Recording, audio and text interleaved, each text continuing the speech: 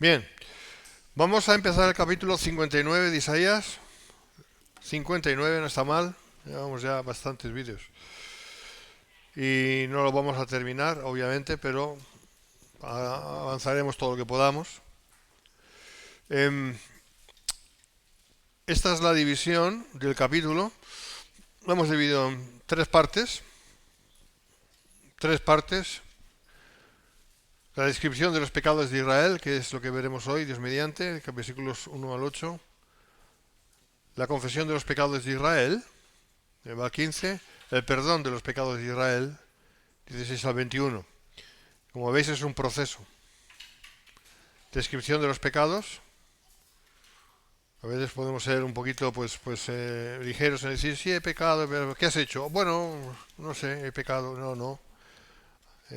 Dios te tiene que dar convicción de lo que has hecho, si es que has hecho, o no has hecho, y debías haber hecho, se llama omisión eso, para luego confesarlo, es decir, entra aquí lo que sería el arrepentimiento, ¿verdad? Y por tanto recibir el perdón de parte de Dios, ¿no? Es el único que perdona pecados. Dios lo hace. Este es el proceso que vamos a ver aquí en el capítulo 59, pero vamos a empezar por el principio y hasta, como dije antes, hasta donde podamos llegar. Así que leemos la palabra del Señor. Punto número 1, la descripción de los pecados de Israel. Leemos.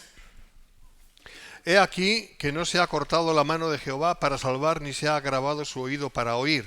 Pero vuestras iniquidades han hecho división entre vosotros y vuestro Dios, y vuestros pecados han hecho ocultar de vosotros su rostro para no oír. Porque vuestras manos están contaminadas de sangre, y vuestros dedos de iniquidad, vuestros labios pronuncian mentira, habla maldad vuestra lengua. No hay quien clame por la justicia, ni quien juzgue por la verdad. No confían en vanidad y hablan vanidades, conciben maldades y dan a luz iniquidad, incuban huevos de áspides y tejen telas de arañas. El que comiere de sus huevos morirá, y si los apretaren saldrán víboras. Terrible descripción, ¿verdad? 6. Sus telas no servirán para vestir, ni de sus obras serán cubiertos. Sus obras son obras de iniquidad, y obra de rapiña está en sus manos. Sus pies corren al mal, se apresuran para derramar la sangre inocente. Sus pensamientos de iniquidad, destrucción y quebrantamiento hay en sus caminos. No conocieron camino de paz, ni hay justicia en sus caminos. Sus veredas son torcidas, cualquiera que por ellas fuere no conocerá paz. Terrible descripción de los pecados de Israel de aquella época. Bueno, vamos a ir viendo. En concreto, aquí vemos el error de quienes habían estado querellándose con Dios. Porque Dios les habla así diciendo, estos son vuestros pecados. ¿Pero a quiénes? Aquellos que habían estado querellándose con Dios previamente. Diciendo, pero Dios, si tú eres nuestro Dios, ¿por qué no nos ayudas? Si tú eres nuestro Dios, ¿por qué no estás con nosotros? Si tú eres nuestro Dios, ¿por qué no nos respondes? Etcétera, etcétera. Y estos que se querellaban con Dios se creían muy justos en sí mismos. Esto lo vimos. Eso es un gran problema. Cuando nos creemos justos en nosotros mismos y encima casi que tenemos el derecho de exigirle a Dios, o al menos tenemos una actitud, ¿no? Como diciendo, pues Señor, es que no entiendo, es que deberías de escucharme aquí y contestar mis oraciones o contestar esta oración. Y no lo hace Dios. ¿Por qué? Porque uno se está justificando a sí mismo. Y el problema es cuando andamos en ceguera. Claro, lo de Israel ya era el colmo, ¿eh? Yo no creo que un verdadero hijo de Dios en esta dispensación actual esté haciendo estas cosas. Esto nos sirve a nosotros para aprender, lo que dijo Pablo en 1 Corintios. O sea, que aprendamos de los errores de ellos, de los pecados de ellos para no hacerlos. Amén. Pero, como digo, sí, eso es una lección. De ahí tenemos que sacar nosotros lecciones que aprender. Ya os lo digo, nosotros no podemos andar como justos delante de Dios. No podemos hacer eso. En el momento en que nosotros nos presentemos como justos, somos como los fariseos, ¿no? Oh Dios, yo diezmo, oh Dios, yo ofrendo, no como este pecador, pobrecillo, sino que yo. Y salió antes justificado el pecador que confesaba sus pecados que ese fariseo que se pensaba que era bueno en sí mismo. Hombre, esto es una exageración, ya lo sé. Yo no creo que ningún verdadero cristiano haga eso, pero un poquito a lo mejor sí.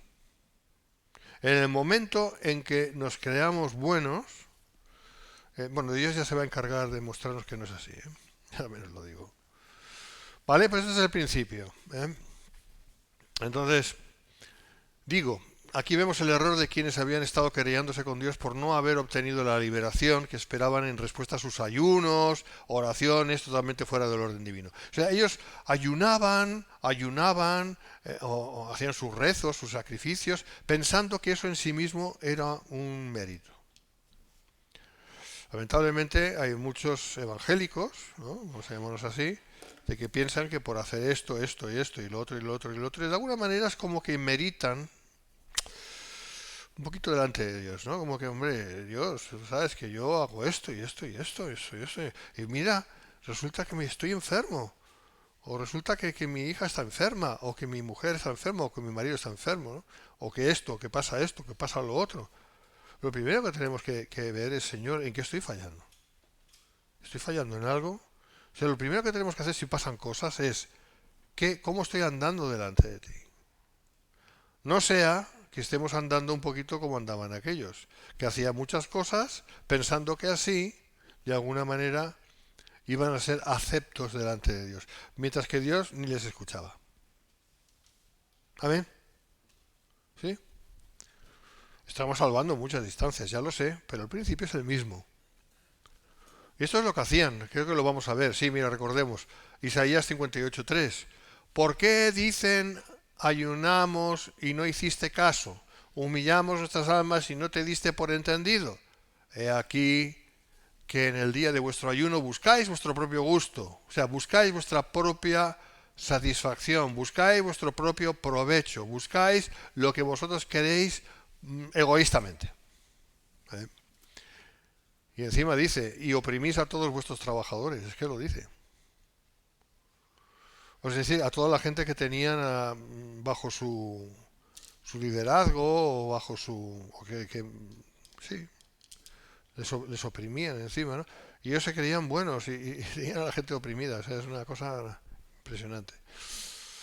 Entonces, en este caso, por tanto, la palabra va dirigida al Israel que siempre fue osadamente infiel a su Dios y aún pensando que eran justos engañándose a sí mismos. No hay cosa peor, yo pienso, que engañarse a uno mismo. O sea, si te engañas a ti mismo eres tonto. O sea, eres tonto, eres necio. Si te gusta más la palabra necio, más bíblica que tonto, bueno, pues necio. Somos necios si nos engañamos a nosotros mismos. ¿Y cuándo se engaña uno a sí mismo como cristiano? Bueno, hay un tiempo que uno puede estar engañado. Puede ser. Por motivos incluso muy espirituales, ¿eh? Yo he pasado por momentos así, pensando que servía a Dios de esa manera. Pero llega un momento en que Dios te da luz. Y el asunto es, cuando te da luz, ¿qué haces? ¿Sigues en tu autoengaño o no? O lo ves y dices, Dios mío, ¿pero qué he hecho? Perdóname, tal, y te apartas de eso. ¿Qué es lo que hay que hacer? Pero muchos no, muchos por orgullo, normalmente es por orgullo. No admiten que han sido engañados o que están en engaño, porque es mucho mejor no admitirlo. ¿Por qué? Pues por orgullo, que no hay otra explicación. Por eso el camino del Señor es un camino de humildad y tantas veces de humillación. Tenemos que andar en humildad y permitiendo que el Señor nos humille. Porque si no lo hace el Señor, lo hará el mundo, lo hará el vecino, lo hará quien sea. Porque humillados vamos a tener que ser muchas veces. Pero si eso nos ayuda a salir de la trampa, de la mentira, del autoengaño, del engaño, bienvenida sea la humillación. Porque a veces no tenemos más remedio que ser humillados. No pasa nada. No es el fin del mundo. ¿Qué tenemos que proteger? ¿O qué tenemos que defender? ¿Qué es nuestro que no hayamos recibido? ¿Eh? Si algo tenemos, es porque lo hemos recibido. Entonces, ¿qué tenemos que defender? ¿Qué postura? ¿Cuál sería la palabra? ¿Qué imagen tenemos que defender delante de los demás? Y Dios lo ve todo. Somos tontos, somos necios, otra vez. Bien, ahora sí vivían aquellos judíos, aquellos israelitas, defendiendo lo que entendían que tenían que defender e intentando persuadir a Dios de que les hiciera caso cuando ellos estaban haciendo pues cualquier cosa, desde luego, que no agradaba a Dios, está claro. Se engañaban a sí mismos, pensando que eran justos. Versículo 1. He aquí que la mano de Yahweh no se ha cortado para salvar, ni su oído se ha endurecido para escuchar. Esta es la traducción de la Pesita, la Biblia Pesita, y siempre me gusta poner algunos versículos de esa versión, que la tengo, cuando, bueno, pueden dar un poquito más de luz o de claridad. Me gusta esa traducción del arameo, me gusta. Habrá partes que a lo mejor no, porque es como todas las traducciones, hay que tener cuidado con todo, ¿eh? Pero bueno, pues lo que yo pongo aquí es lo que he visto que sí. Y aquí que la mano de Yahweh no se ha cortado para salvar, ni su oído se ha endurecido para escuchar. ¿Sabéis por qué me llamó me llamó la atención la Pesita? Os voy a decir por qué. Y os voy a decir que no viene a colación con esto, pero creo que es interesante. En Mateo 20, ¿qué es? 25, ¿no? Sí, Mateo 25. ¿No? En Mateo 25, hermanos. Qué interesante lo de Mateo 25. ¿Dónde estás, Mateo? No te veo. Y esta Biblia es un poquito pequeñita para mí. Bueno, es cómoda porque la puedo traer y llevar.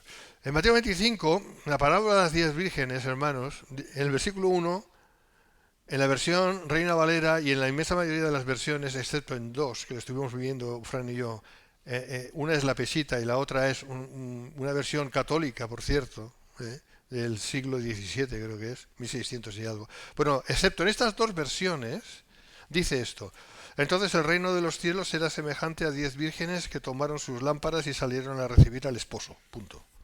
¿Sabéis lo que dice la versión Pesita? Algo mucho más bíblico. Dice: entonces el reino de los cielos será semejante a 10 vírgenes que tomando sus lámparas salieron a recibir al esposo y a la esposa.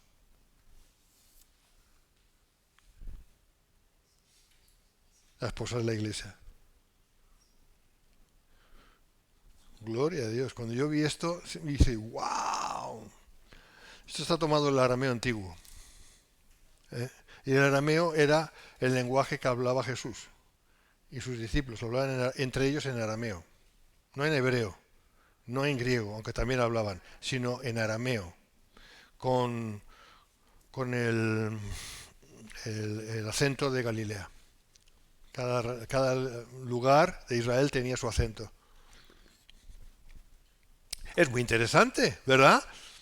¿Qué quiere decir con esto? Que todo lo que es la Pesita, todos los versículos, no, hay que verlo. También hay versículos en la Reina Valera que, bueno, depende, ¿no? Y en cualquier otra traducción. Entonces hay que cotejar, ¿vale? Hay que cotejar. No hay nada que se vaya de lo que es la doctrina principal, no os preocupéis. Todas las Biblias que tenemos cristianas, ¿verdad? Excepto los testigos de Jehová, que eso es un bodrio, es palabra de Dios, o sea, no hay ningún problema. Pero cuando yo vi esto, salieron a recibir al esposo y a la esposa, y dije, gloria a Dios. Es que esto es lo vi, porque claro, el esposo no se casa con 10 vírgenes. Dios está en contra de la poligamia, ¿vale? Además, en las bodas hebreas, las vírgenes salían a recibir al esposo y a la esposa. ¿Me entiendes?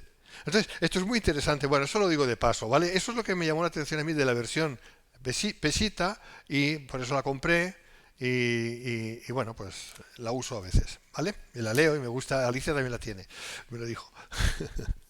¿Vale? Eso es solamente así a grosso modo, para que supierais. Entonces, esta es la traducción de la Pesita, y aquí que la mano de Yahweh, dice Yahweh, no Jehová, dice Yahweh, es igual. No se ha cortado para salvar, ni su oído se ha endurecido para escuchar. ¿Vale? Dice lo mismo que la Reina Valera. Entonces, la fortaleza del Señor es más que adecuada para traer liberación al Israel cautivo, según vimos en Isaías 50, versículo 2. Su oído siempre es sensible al llamado de su pueblo arrepentido. Ahí están los versículos también, capítulos y versículos. El fallo nunca estuvo en Dios, sino en el hombre siempre. ¿Vale? Porque aquí dice, la mano de Dios no se ha cortado para salvar. O sea, no es que Dios ha dicho, ya no voy a salvar, ya me he cansado, ya no quiero saber nada más. No, la mano de Dios no se ha cortado para salvar, sencillamente porque la salvación de Dios está prescrita desde antes de la fundación del mundo. Todo está hecho desde antes de la fundación del mundo. Y luego se plasma en el tiempo y en el espacio. ¿Vale? Por eso de paso digo que Jesús no puede ser aceptado. Acepta a Jesús. Es una necedad. ¿Cómo que acepta a Jesús? Bueno, voy a aceptar a Jesús. Tú no aceptas nada. Tú no aceptas a Jesús ni aceptas nada. En todo caso, Dios te acepta a ti. ¿O no?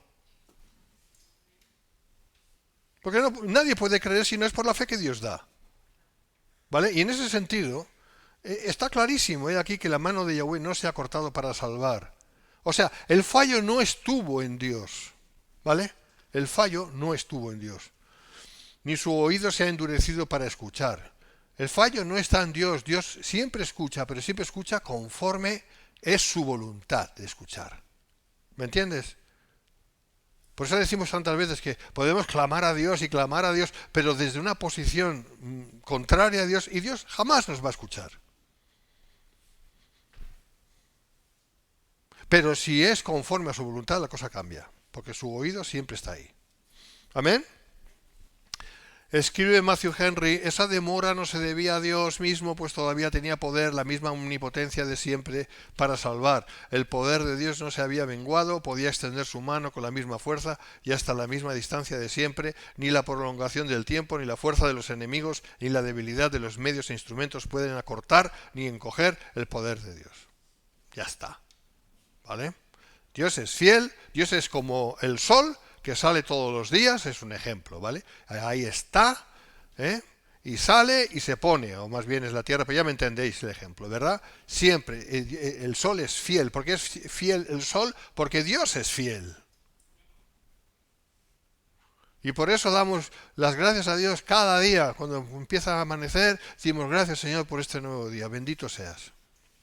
Porque su fidelidad es siempre. La nuestra es un desastre. Como seres humanos, nuestra fidelidad es... Y si tenemos fidelidad nosotros los cristianos, es por la gracia suya. ¿Me entiendes? Porque sin su gracia, olvídate. No somos nada. Ni podemos ofrecer nada. Bien.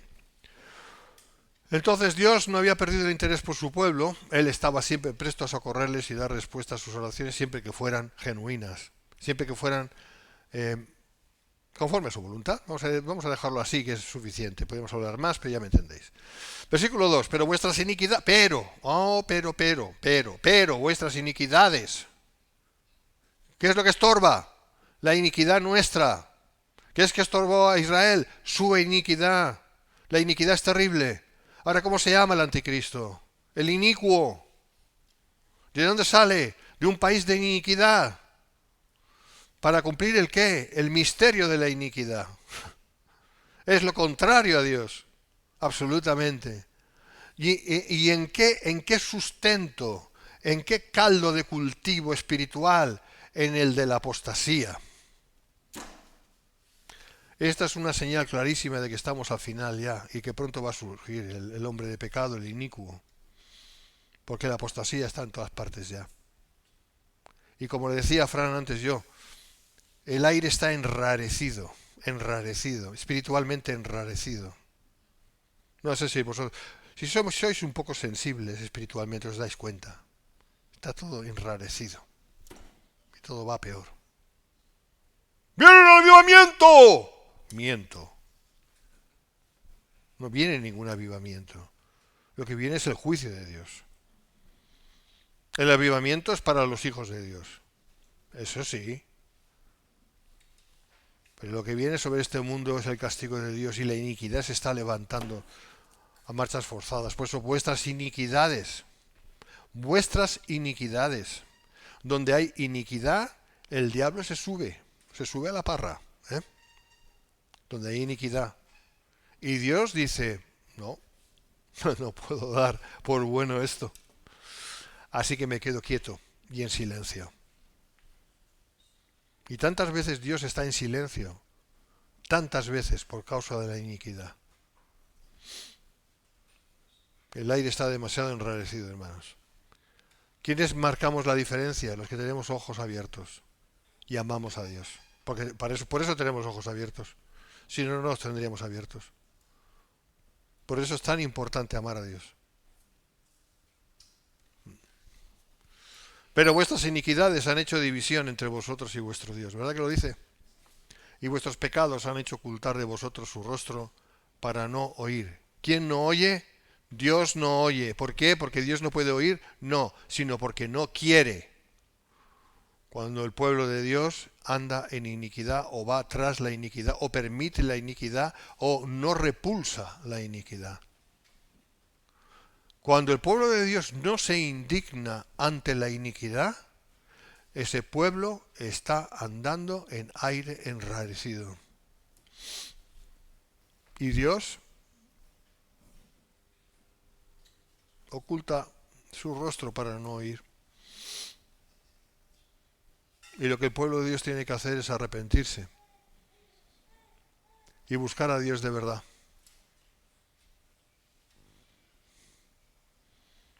Y no vale aquello que Dios es amor. Eso lo decían aquellos judíos. Pero Dios, tú eres amor. Dios es amor. Dios es justo. Dios es fiel. Dios es todopoderoso. Y así estaban todo el rato. Así estaban todo el rato, diciendo verdades. Pero no las vivían.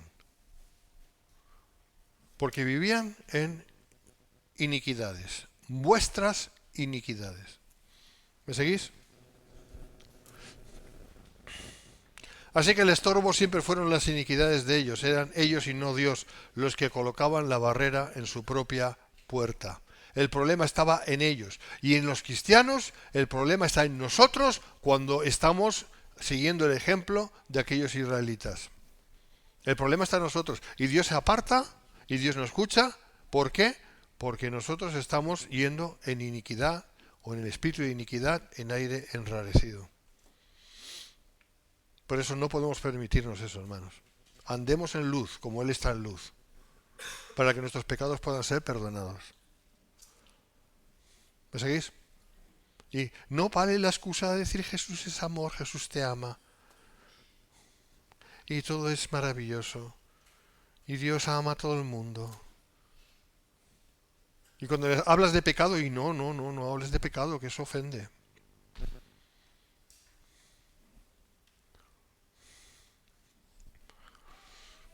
Pues no podemos hablar del amor de Dios si no hablamos del pecado, hermanos. No podemos. No manchemos el nombre de Dios.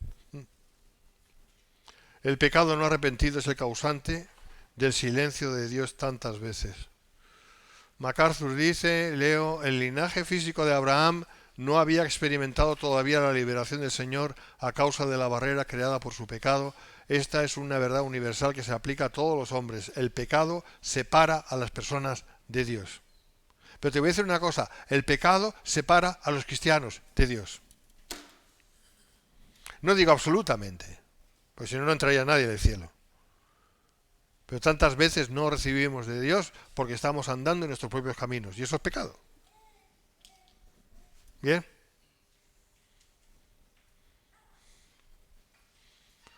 Por cuanto todos pecaron y están destituidos de la gloria de Dios. Romanos 3:23. Añade Matthew Henry, el perjuicio que el pecado causa obstaculiza los favores de Dios. Es como un muro de separación entre nosotros y Dios que oculta de nosotros el rostro de Dios. En cuanto a Israel, esto ya le fue dicho a Moisés, esto es de Deuteronomio, vamos a leer. Y Jehová dijo a Moisés, he aquí, tú vas a dormir con tus padres y este pueblo se levantará y fornicará tras los dioses ajenos de la tierra a donde va para estar en medio de ella y me dejará e invalidará mi pacto que he concertado con él. Y se encenderá mi furor contra él en aquel día y los abandonaré y esconderé de ellos mi rostro y Dios es amor. ¿Me entiendes? ¿Me estás entendiendo por dónde voy? Mira. Y serán consumidos, pero Dios es amor. ¿Me entiendes? ¿Ves cómo podemos decir con ligereza Dios es amor? Con ligereza digo. Porque Dios es santo.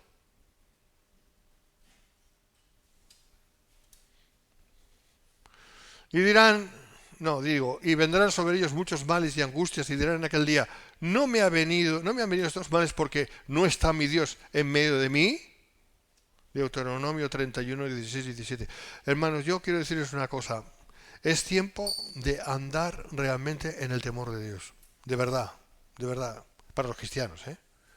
Temor de Dios en estas vidas. No podemos jugar con Dios. No podemos jugar con Dios. Dios lo ve todo. Dios lo sabe todo. Dios nos ama porque somos sus hijos, pero Dios no va a permitir la injusticia y la iniquidad en nuestras vidas. No lo va a permitir. Y hay un pecado que se llama pecado de muerte. Y el pecado de muerte, según yo lo entiendo teológicamente, es cuando Dios mata físicamente a un cristiano y se lo lleva al cielo. Entrará así como por fuego, pero se lo lleva.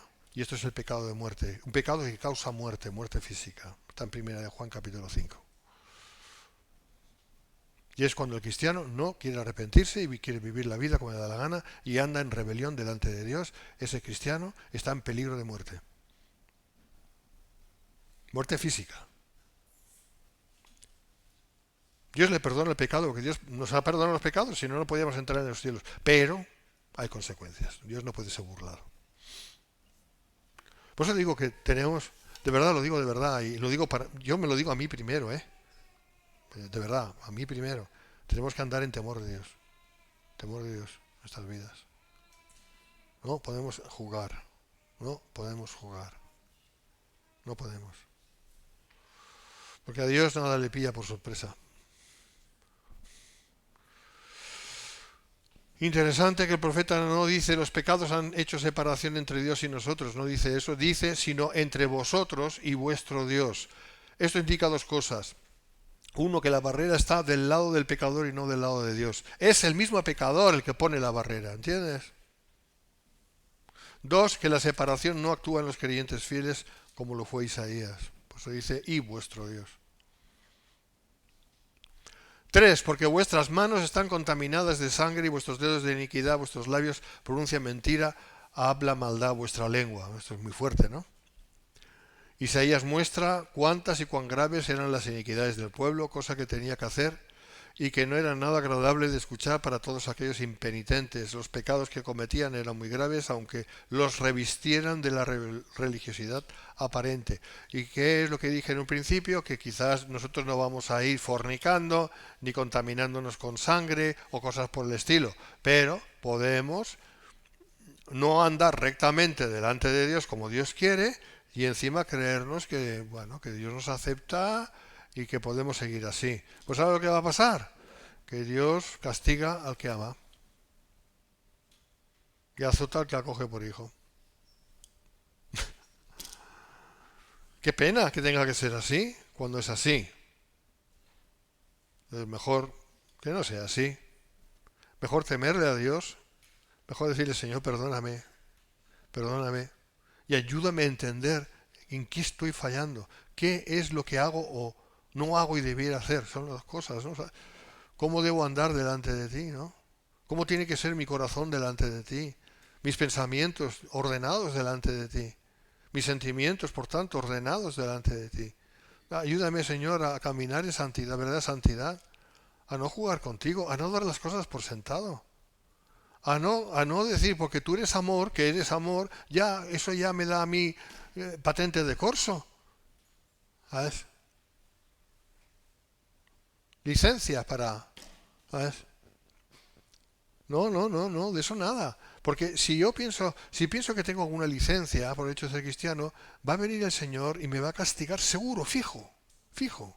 Pero lo va a hacer. Y a veces de la manera más dolorosa. Pero es por mi bien. Para que me dé cuenta de que no puedo hacer eso. De que Dios me ama tanto. Y ahora sí hablo del amor de Dios en el sentido positivo. Que Dios me ama tanto que quiere que yo pase la eternidad a su lado, no en un rincón del cielo.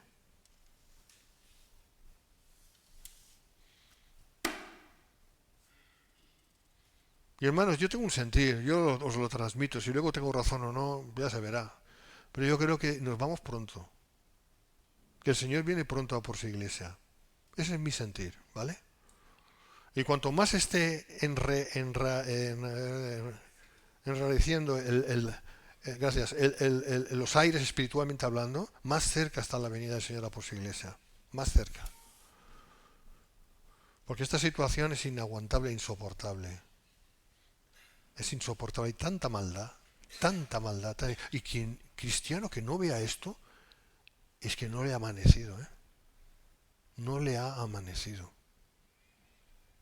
Si no vemos la realidad de lo que está pasando y no nos percatamos de lo que está pasando y estamos más pendientes de levantar nuestro propio reinito, de voy a estudiar, voy a trabajar, que está bien, hazlo, pero si solo es eso y no enfocas en la realidad de Dios, de lo que Dios está haciendo, de cómo está yendo este mundo, de la iniquidad, cómo está subiendo, si tú no te indignas realmente con el mal, con el pecado, con la iniquidad, si no te indignas es que tú o estás muerto y no eres de Cristo, o si lo eres, yo me atrevería a decir que tú estás andando en tristeza para el Espíritu Santo, estás entristeciendo el Espíritu Santo, lo estás entristeciendo, porque no estás andando abiertamente delante de Dios, estás yendo a la tuya. Y si tú vas a la tuya, la luz de Cristo no te está iluminando como debe ser. Entonces estás yendo mal. Pero Dios, que es fiel, llamará tu atención. Y si no es por las buenas, pues será por las malas. ¿No entiendes? Porque Dios te ama demasiado, nos ama demasiado.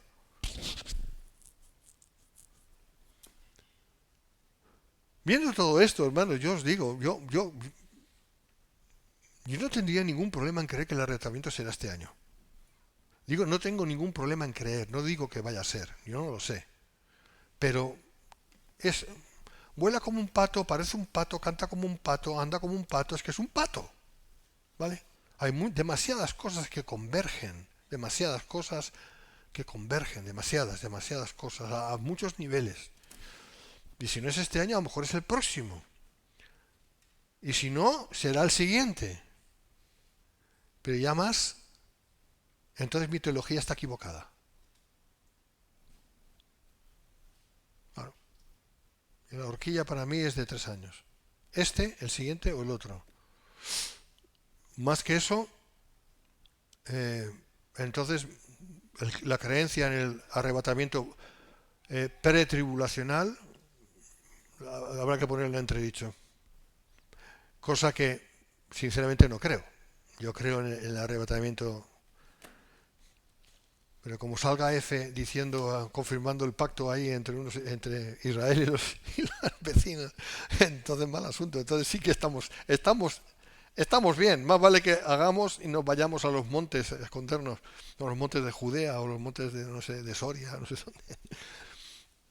A ver, yo creo, yo tengo un sentir de que el Señor viene pronto por su iglesia. Por eso el Señor está apretando. En mi vida lo está haciendo. ¿Y la tuya? ¿O tú vives feliz y contento y todo te va maravillosamente? Bueno, a lo mejor es que eres muy perfecto y entonces el Señor no tiene necesidad de hacer gran cosa contigo. Lo cual, pues mejor. Conmigo sí lo está haciendo y apretándome, pero bastante. Además me doy cuenta que es en las cuestiones de la vida donde yo sé que fallo o tengo tendencia a fallar. Sí, sí. O tú no fallas nunca, tú eres perfecto y todo es maravilloso. ¡Vale! Genial, aplauso. Pero los que no somos tan perfectos, yo veo que Dios está obrando en nuestras vidas, yo menos en la mía sí. Y no sé, para mí es como que hay un acelerón, ¿no? Como que Dios está obrando mucho, mucho, mucho y rápido, rápido, rápido. Es como que, chico, hay prisa, ¿sabes? El cielo no puede esperar, ¿sabes? Si dentro de 3 años no ha venido el Señor, entonces algo muy raro estará pasando que no me gustará. Pero bueno, ahí lo dejo. Es igual. Imagínate que no fuera a venir dentro de 1, 2 o 3 años, este año, el siguiente o el otro, que no fuera a venir. Igualmente tenemos que cumplir con lo que estoy explicando. Igualmente. Porque a lo mejor el Señor no viene, pero nosotros nos vamos.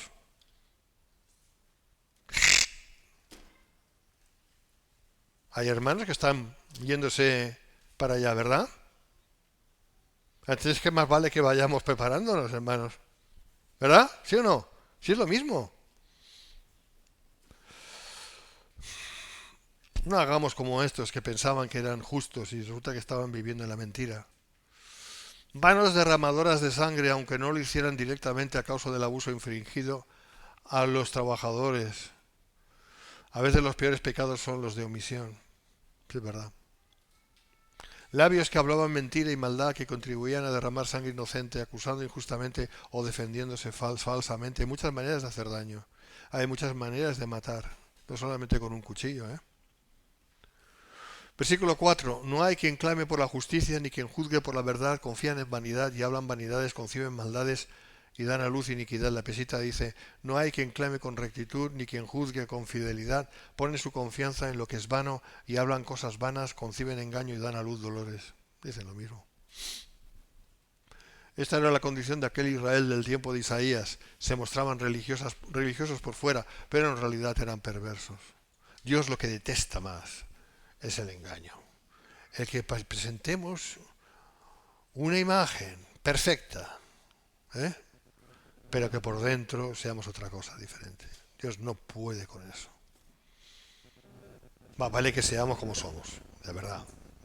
Más vale. No intentemos engañar a nadie, ni menos a Dios. Versículo 5. Incuban huevos de áspides y tejen telas de arañas. El que comiere de sus huevos morirá, y si los apretaren saldrán víboras. La pesita dice, incuban huevos de áspid y tejen telarañas. El que coma de sus huevos morirá, y el que los rompa hallará una serpiente. Es triste que las personas cometan maldades, pero es más lamentable todavía si se deleitan en envenenar o engatusar a otros con sus hábitos malvados. Israel había llegado a esa condición y aún se creían justos.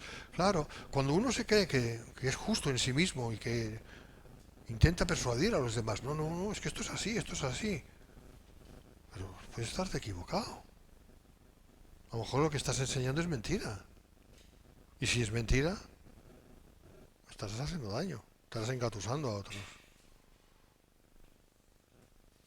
Yo pienso que había muchos israelitas que en realidad no eran malvados en el sentido estricto de la expresión, pero hacían maldad.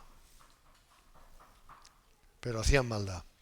Y el hacer maldad es algo que no se nos permite en modo alguno. Porque ¿quién hace maldad? El que es malo. ¿Vale? Entonces, temamos a Dios, hermanos, temamos mucho a Dios. 6. Sus telarañas no servirán para vestirse, ni se cubrirán con sus obras. Obras de engaño con sus obras son sus obras, y obras de iniquidad hay en sus manos. Así como las telarañas no sirven para vestirse, las obras malas de Israel no podían cubrirla ni eran suficientes en sentido espiritual. ¿Te imaginas vestirse de telarañas? Dices, voy vestido. ¿Y vas vestido con telarañas? Pues este es el ejemplo que da Dios, que da el profeta de parte de Dios, para aquellos que creían que iban vestidos, iban desnudos, solamente cubiertos con iniquidad, que eran telarañas telas de araña. Vamos terminando. A ver, escribe Slot que incluso cuando sus actos parecen producir algún bien, son en realidad inútiles si no son peligrosos. La apariencia de bondad no es bondad. Versículos 7 y 8. Desde el punto de vista de Isaías, las palabras se enfocaban en la depravación nacional de Israel que impedía la liberación de Dios. Pablo mostró que esta verdad acerca del pueblo de Israel, pecaminoso también, indica la depravación de toda la humanidad. Es decir, Israel es presentado como hacedor de maldad y, lamentablemente, como ejemplo de la maldad del resto de la humanidad. Y eso que fue el pueblo elegido de Dios. Pero al final se hará la voluntad de Dios. A nivel nacional también, a nivel nacional. Cuando todo Israel será salvo, está escrito. En cuanto a la maldad, pues bueno, Romanos 3 del 15 al 18, leemos, sus pies se apresuran para derramar sangre, quebranto y desventura en sus caminos, y no conocieron camino de paz, no hay temor de Dios delante de sus ojos. Amén. Hasta aquí. ¿Qué podemos decir a modo de resumen de lo que hemos visto? Que es muy importante reconocer las cosas. y no esconderlas. Porque a Dios no le podemos esconder nada. Así que mucho mejor decir, mira, que esto nos humilla, reconocer que no somos tan perfectos como debíamos ser, o nos gustaría ser, que eso nos humilla, vale, bendita humillación. Bendita humillación. Pues la verdad es la verdad, y la verdad no cambia, y la verdad es la que tiene que estar y ir por delante siempre. No podemos hablar de amor si no hablamos de verdad. No podemos poner el amor como una excusa para seguir haciendo iniquidad o para seguir haciendo injusticia. La verdad triunfa. Porque sin verdad no puede haber amor verdadero. No podemos decir que Dios es amor si estamos andando en mentira o en injusticia. Así que pongámonos de acuerdo con Dios. Amén. De verdad, pongámonos de acuerdo con Dios. El tiempo es corto, hermanos. Yo no sé si es 1, 2, 3 años, no lo sé. Porque no lo sé. Me puedo imaginar, pero no tengo la certeza como hoy por hoy. Pero el tiempo es corto. Y si no es corto en cuanto a la venida del Señor por nosotros, desde luego siempre es corto para cada uno de nosotros. Porque no sabemos cuándo partiremos de aquí. ¿Qué nos sustenta aquí? Un cuerpo que es un desastre. Lo único que nos sustenta en esta vida es un cuerpo que si lo miras dices, madre mía, qué desastre. Lo que dijo Pablo, ¿no? Que nuestro cuerpo exterior, el hombre exterior, se va deteriorando, ¿no? Pero el hombre interior va creciendo. Ese es el que vale. Esperando un cuerpo de gloria. Amén. Pero otra vez digo, este cuerpo es el que nos sustenta en esta vida. Vosotros me veis porque me estáis viendo a través o reflejado en el cuerpo mío. Es mi alma y mi espíritu que están hablando, es verdad, pero lo hacen a través de un cuerpo y a ti te pasa exactamente lo mismo, claro, pues somos humanos, ¿no? Pero qué frágil es eso, ¿no? En un momento dado, el cuerpo se acaba, una simple herida aquí, un corte aquí, te desangras, chao. Y ya no estás aquí. Por tanto, no sabemos cuándo puede ser el día que tengamos que partir de aquí. Más vale que andemos en el temor de Dios. Eso es lo que quiero decir. Amén. Vale, pues hasta aquí.